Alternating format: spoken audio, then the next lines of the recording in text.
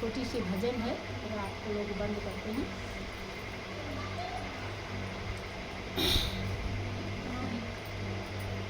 गुरुदेव मुझे अपने चरणों में लगा लो, निज दास बना लो, कि और मेरा कोई नहीं। गुरुदेव मुझे अपने चरणों में लगा लो, निज दास बना लो, कि और मेरा कोई नहीं। भटक भटक तेरे दर पे पड़ा हूँ, भटक भटक तेरे दर पे पड़ा हूँ। पतितों में नामी बेईमान बड़ा हूँ, पतितों में नामी बेईमान बड़ा हूँ। तेरे बिन मुझको, तेरे बिन मुझको अब कौन सुधारे। मैं हूँ तेरे सहारे, कि और मेरा कोई नहीं। तेरे बिन मुझको अब कौन सुधारे।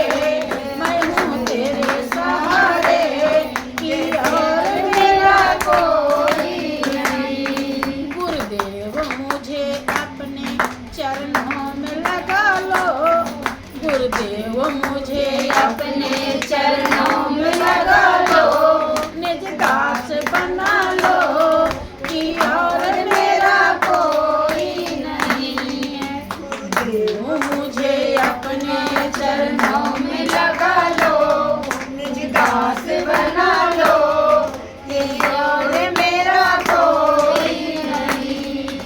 दुनिया में देखा कहीं सार नहीं है, दुनिया में देखा कोई सार नहीं है। तेरे जैसा दूजा दातार नहीं है।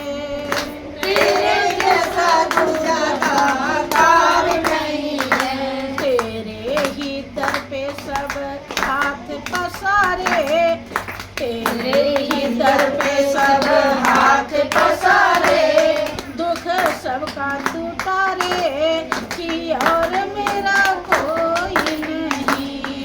तेरे ही दर पे सब हाथ पसारे, दुख सबका तुटारे, कि और मेरा कोई नहीं। गुरुदेव मुझे अपने चरणों में लगा लो, निज दास बना लो, कि और मेरा कोई नहीं।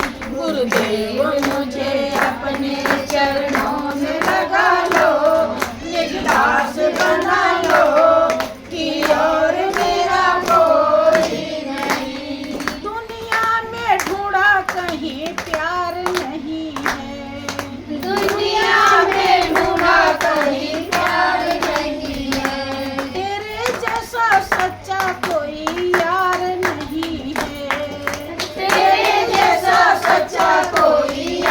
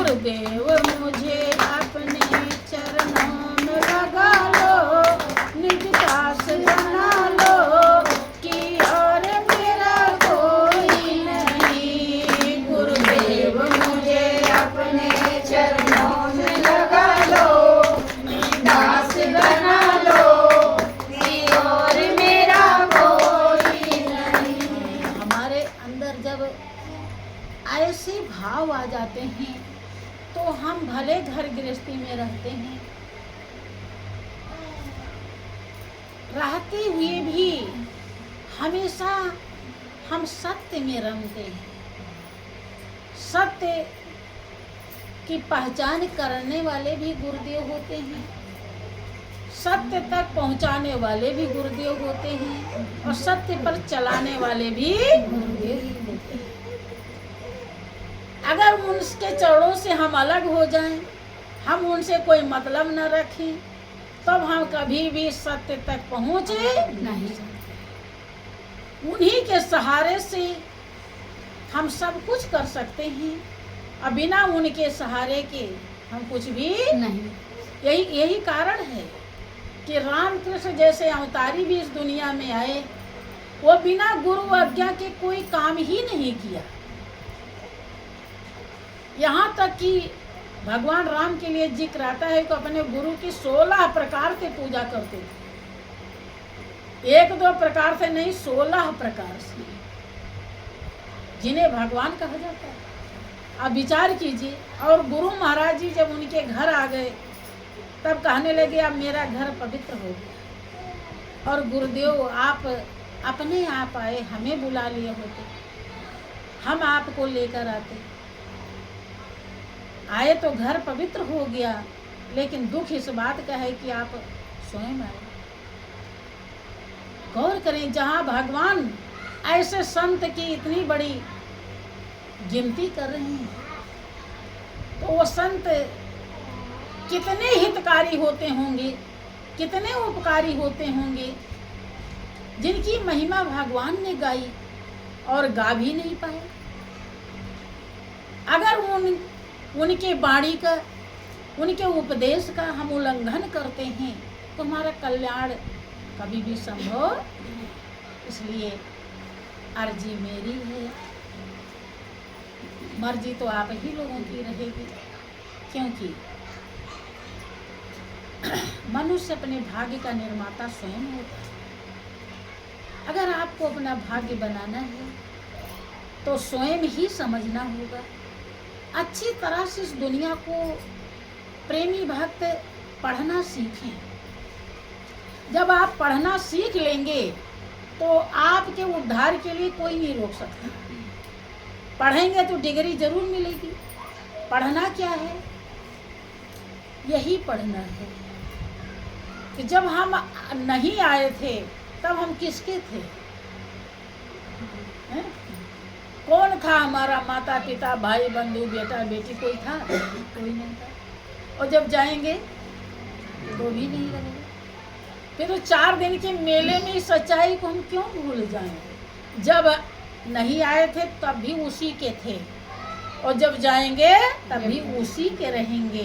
तो फिर यहाँ ही उसे क्यों ना अपना बना ले। यही हम भूल जाते हैं, यही बहुत बड़ा अभिशाप बन जाता है। अभिशाप को वरदान में चेंज करें। यही जीवन का सार है, ये जीवन का ध्येय है, लक्ष्य है। बोलिए प्रेम से श्री सद्गुरुदेव महाराज जी की।